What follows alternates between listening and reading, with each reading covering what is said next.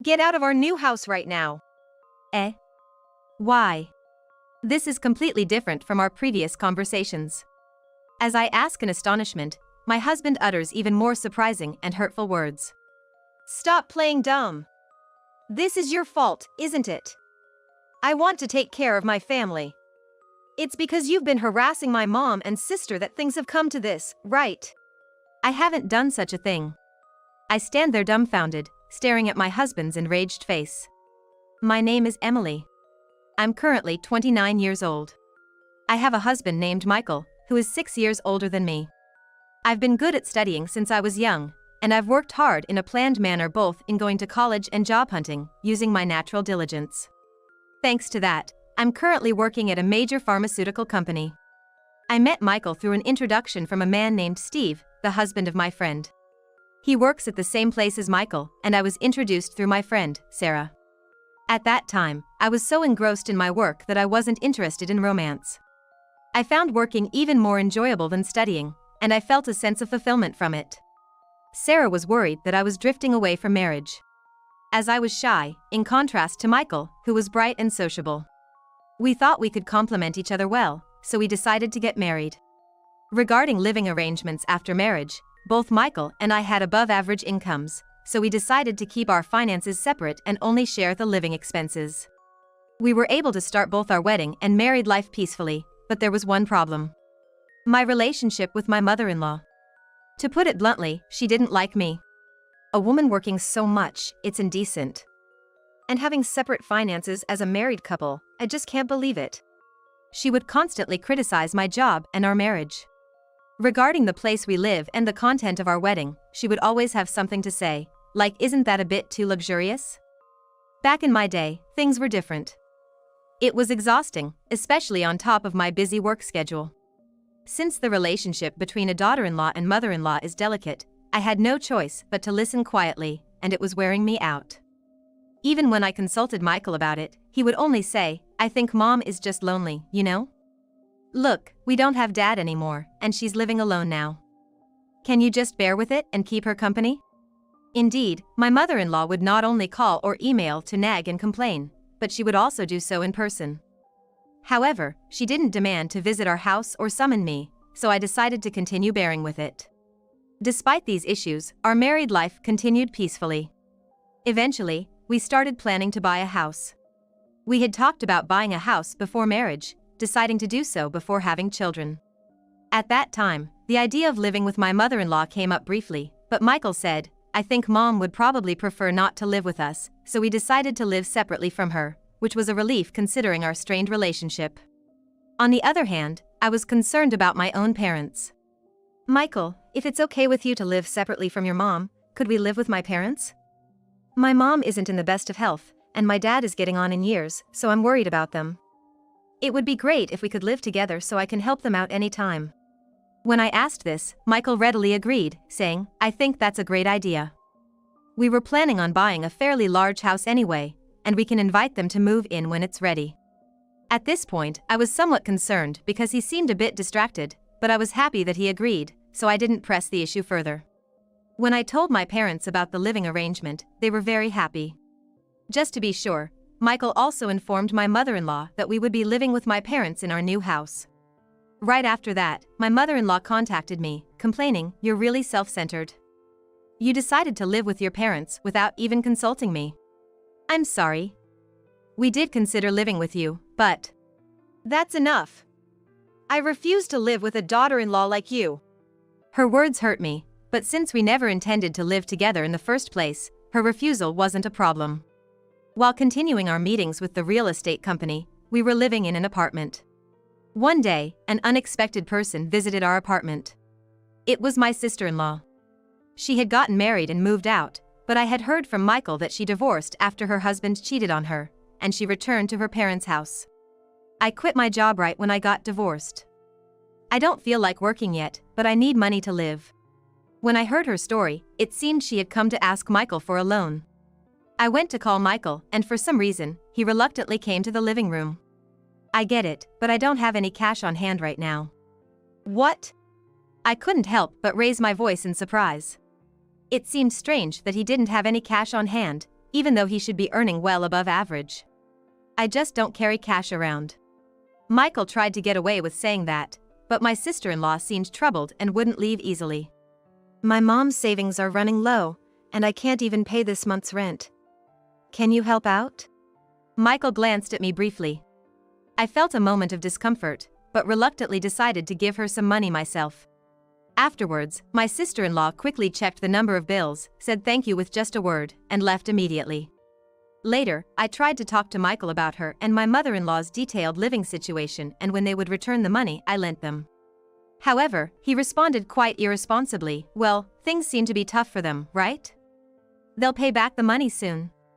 We're living together, after all. No need to rush. Since then, I've been spending my days with anxiety as my sister-in-law started coming more frequently to borrow money. And not through Michael like at first, but directly asking me for money. I probably shouldn't have given her money in the first place. Maybe she got carried away.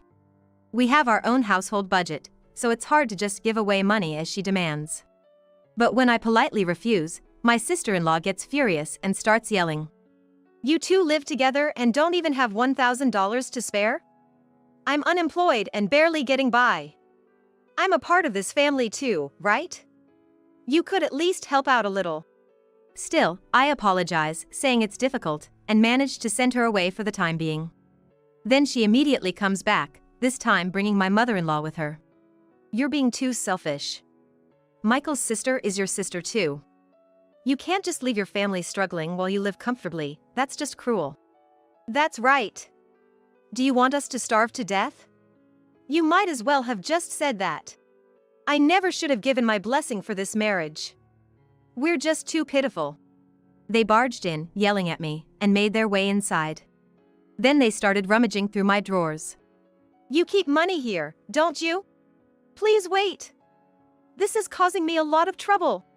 They didn't listen to my pleas and took the living expenses I had stored in envelopes.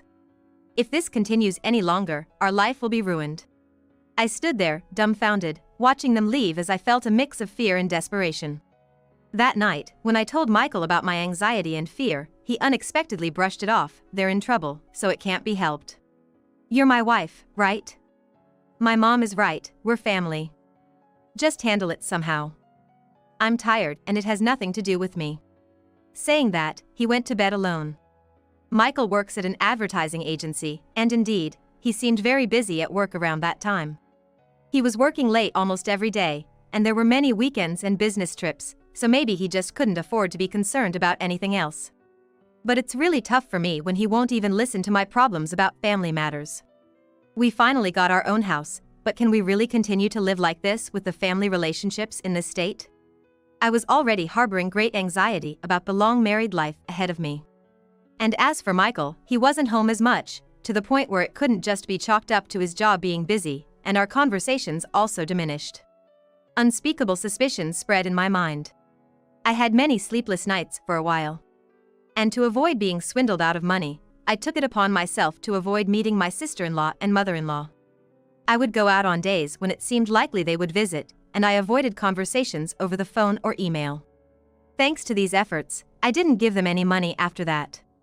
Although I received sarcastic and insulting words via email almost daily, by intentionally being out and not meeting them directly, I somehow managed to get by without giving them any money. The matter of our new home proceeded smoothly, and a few months later, the house was completed as planned. Thinking ahead to a two-family dwelling, we installed bathrooms and toilets on both the first and second floors. The kitchen was spacious, bright, and easy to use. The layout for doing housework was perfect. We planned to call my parents over after we finished moving in. And just when our living environment was set up and it was time to call my parents over, shocking words came out of Michael's mouth. About this house, I've decided to live here with my family. So can you not call Emily's parents over? And you, get out. What? Why? This was completely different from our previous discussions. As I stood there dumbfounded and asked, my husband said even more shocking and hurtful words. What are you playing dumb for? It's your fault, isn't it? I just stared at my husband's furious face, completely stunned. I don't understand what you're saying. Please explain it to me. I know that you have been harassing my mom and sister. You turn them away even though they've come all the way here, don't answer the phone, and ignore their texts. Of course, I have no memory of ever harassing them. It seems like Michael has some kind of misunderstanding. I do feel sorry about that, but I can't keep giving them money any longer, it would be a problem. Money, money. You're so stingy. It wouldn't hurt to help them out a little. Do you know they've been asking for thousands of dollars each time? We have a mortgage to pay on the house, we can't do this. My family is your family too. Don't you want to help your own family? Why are you saying the same things as your mother and sister? I couldn't hold back my tears any longer, and they started to flow. But without trying to understand how I felt, Michael furiously banged on the table. You've cornered them so much that my mom and sister are both hurt. They're both mentally broken down. I never thought you were such a terrible person. Wait. I just wanted to protect our household finances. If I had kept giving them thousands of dollars, it would have affected our future. I'm sorry about your sister and mom, but I think that's their own problem. I can't keep answering to their unreasonable demands. I'll protect my mom and sister. So I'm going to call them here and live together with them. You've cornered my important family, and you don't understand how busy I am with work. I don't even want to see your face anymore, so get out of here right away. With an exaggeratedly fierce expression, Michael yelled at me. I was dumbfounded for a while. You're a wife in this house. Shouldn't you be dedicating yourself more to me, this house, and my family? You're not quitting your job, and you're working just as much as before. Do you want your earnings that badly? What was the point of getting married then? Being bombarded with complaints one after another was exhausting to just listen to. Indeed, due to the days of no conversation, the relationship between Michael and me had already broken down. Furthermore, I continued to refuse the money solicitations from my mother-in-law and sister-in-law. It was natural for the two of them, who had come to resent me, to win him over to their side. On top of that, they probably wanted to take over our newly built home for themselves. And Michael, who was fed up with me over work and personal matters, swallowed their story whole and proceeded with the plan to kick me out. It's a lie if I say I wasn't hurt. He's my husband, whom I loved enough to marry. It's sad that our relationship has broken down like this, and it's painful and extremely frustrating. However, on the other hand, I had been considering leaving Michael. He wouldn't listen to me even when he was home. And I was getting fed up with him, who wouldn't even look at me. And there were other reasons. As proof, I had secretly prepared divorce papers. Even though we put so much thought into building this house together, it's really a shame that things have turned out this way. But if you insist that much, I guess there's nothing I can do. I'll give up the house to you and your family. But in return, I have something I want to say. I don't want a separation where I just move out and that's it, I want a divorce. So, please sign these divorce papers. When I placed the brand new table and the divorce papers on it, Michael chuckled through his nose in disbelief. You're well prepared. I've reached my limit living with you too. If you want to kick me out that badly, the feeling is mutual. Let's talk about moving towards divorce from now on. This situation was unexpected for me, so to ensure nothing like this happens again, I'll be recording our conversation from here on out. Michael reluctantly agreed, though his face showed his displeasure. That night, I wrapped up all discussions related to the divorce. Since we had separate finances, there was no need for property division. Michael had bought the house under his name initially, so he would continue paying the mortgage. After settling everything, Michael signed the divorce papers. I quickly packed my bags, took the divorce papers, and left the house. On the doorstep, I suddenly felt the need to ask Michael something. Hey, we've just decided on everything, but you're going to be unemployed, aren't you? Are you really sure you can handle the mortgage? I had expected him to get angry or make excuses, but instead, Michael avoided eye contact and gave a foolish reply. What are you talking about? His attempt to play dumb frustrated me to my core. Yes, I knew. I knew that Michael was about to be fired from the advertising agency he worked at. Despite his predicament, he was acting clueless, and I was beyond pissed. I couldn't deal with his family anymore. However, I was now a stranger to him. It was none of my business anymore, he could do whatever he wanted. After all, I had already investigated his actions and taken necessary precautions. And then, carrying my bags, I returned to my parents' home to start a new chapter of my life. My parents seemed somewhat sad about my divorce, but when I expressed my desire to support them, they warmly welcomed me. Life became peaceful again as I commuted from my parents' house to work. That's when it happened. One day, while at work, I checked my smartphone and saw a ton of missed calls from Michael. Now practically a stranger, an ex-husband, what could he possibly want now? However, I had an inkling. I had no intention of calling back, but when he called again while I was at home, I reluctantly decided to answer. Emily, don't you dare ignore my calls. I was at work, what do you expect? Now, what do you want? I can't pay the mortgage on the house. If this continues, I'm going to lose my home. Oh. And? I responded indifferently, but inside, I thought, serves you right. That's why I told him. Did he really think he could manage without a job? The bank contacted me. My mom and my sister are ignoring me. I've been deceived by all of you. His story was falling apart. I was already fed up and didn't have the words to respond. Michael, a former section chief at the advertising agency, was known to have issues with his work attitude. Especially towards a female colleague, which had become a significant problem. He was persistently asking her about her personal life and engaging in excessive physical contact when no one was looking. Unable to bear it any longer, she consulted her superiors. The issue escalated quickly, and Michael was repeatedly warned. Even though we were divorced, I was embarrassed to have been associated with him. Steve, who introduced me to Michael, works at the same company as him, so he obviously knew about this situation and seemed to have been giving Michael some harsh advice. I wonder if he didn't feel the crisis of me finding out at that point? Even in such a situation, it seems that he couldn't quit his job after all. On the other hand, the company was actively working on improving the work environment for women, and they were taking a serious view of Michael's actions. He thought he was doing it secretly, but it seems he wasn't careful enough. Eventually, after being brought up at numerous meetings and deemed to be too much to overlook, he was fired. I heard about this whole situation through Sarah, via Steve. And the day after we broke up, Michael was formally given his notice of termination. On the day I decided to divorce, he had made a foolish response when confronted about being unemployed, but he couldn't fully accept the fact that he was being fired and probably just wanted to bluff his way through. I definitely won't sympathize with him, but honestly, I'm starting to feel sorry for him. So what if you say that? We're divorced now. We are strangers now, so deal with your own debts. Even if we're divorced, I'm still your ex-husband. What's with that attitude? I don't want to hear that from someone who got fired. You thought I didn't know? So you did know. I thought something was off that time. Yeah, I heard it from Sarah through Steve. So, that's how it is. There's no point in talking to Michael any longer.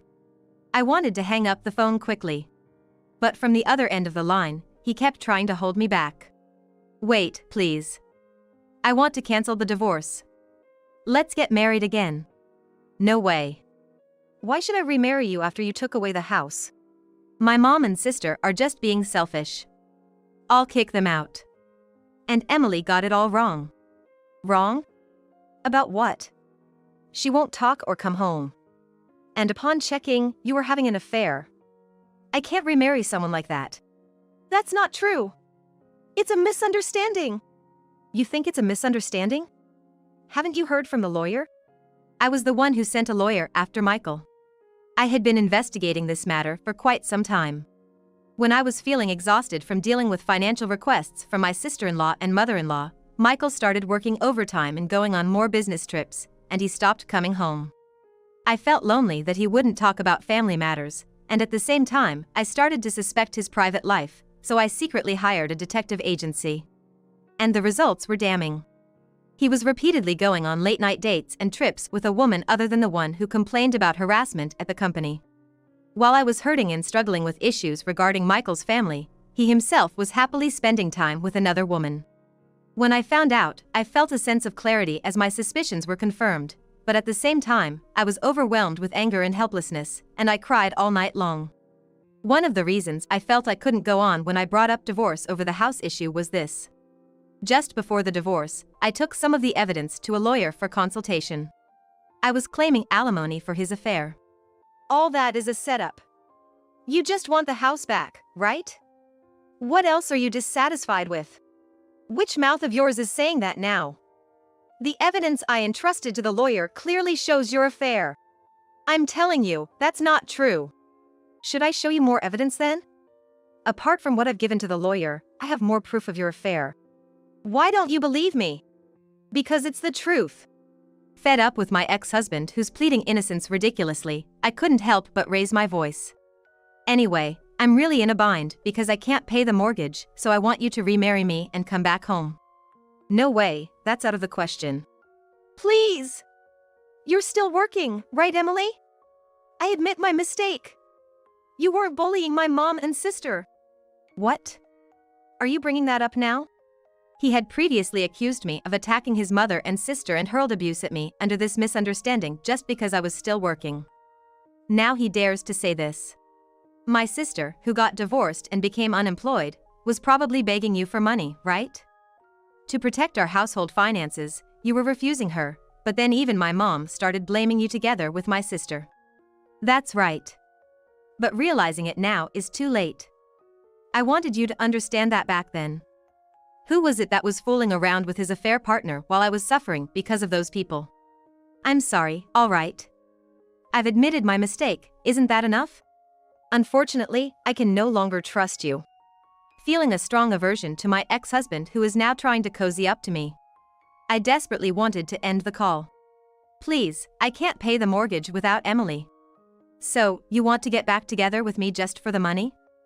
I can't believe it. Listen, it's not just the affair, I know why you lost your job too. You were hitting on a girl at work, and even after the boss warned you, you didn't stop, did you? You've really hit rock bottom. That's a misunderstanding. I would never do such a thing. So, even if you hadn't brought up the house issue, I would have suggested the divorce anyway, considering all these things. After I said this, Michael finally fell silent. Probably feeling frustrated and unable to find any more words to say. I cut off the call with my hopeless ex-husband then and there and blocked his number.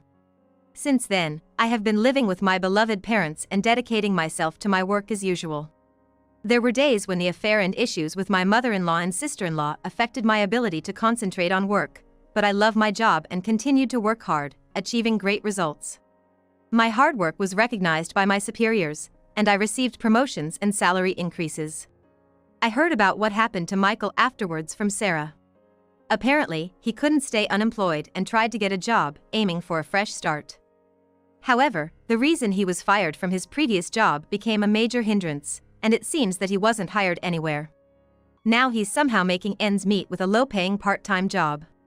There's no way he can pay off the mortgage on a single-family home in such a situation, so it seems that his mother-in-law and sister-in-law had to get part-time jobs as well. His plan to take over the house without paying for it has completely fallen through, and he must be making a sour face right now. And Michael's savings have decreased considerably. He seems to have contributed a significant amount to the woman he had an affair with. On top of the mortgage, he now has to pay alimony to me. Additionally, he's being sued by a female employee from the company he was messing around with. The alimony payments to her are piling up, and I heard that his meager savings were quickly depleted. Right now, they must be working their tails off, all three of them, trying not to lose the house while cutting back on their living expenses. I can picture them, worn out from being exploited for minimum wage. And especially the sister-in-law, who was desperate to borrow money from me, turned out to have cheated on her husband in the past, although she had told me she had been cheated on and divorced. When that came to light, her husband got fed up and divorced her. She had to pay him alimony and ended up in debt. She was probably planning to use the money she took from me to pay it back. Really, what on earth are those siblings doing? I regret getting involved with such a brainless family, but I'm really glad I could quickly divorce and cut ties with them. Several years later. So, with this, the contract is complete. I am currently planning my second home purchase. It's a more comfortable and ideal home for living with my parents than the previous one. Thank you so much. This is much nicer than the previous house, isn't it? Thank you. I'm happy that the three of us could discuss this together. It's a shame that your marriage ended this way. It's fine. I've already forgotten about that idiot. What's most important to me are my parents, who raised me. As I said that, my parents smiled happily. From now on, I will start a peaceful and happy life with my parents, who have always supported me. I'm really looking forward to our new home being built.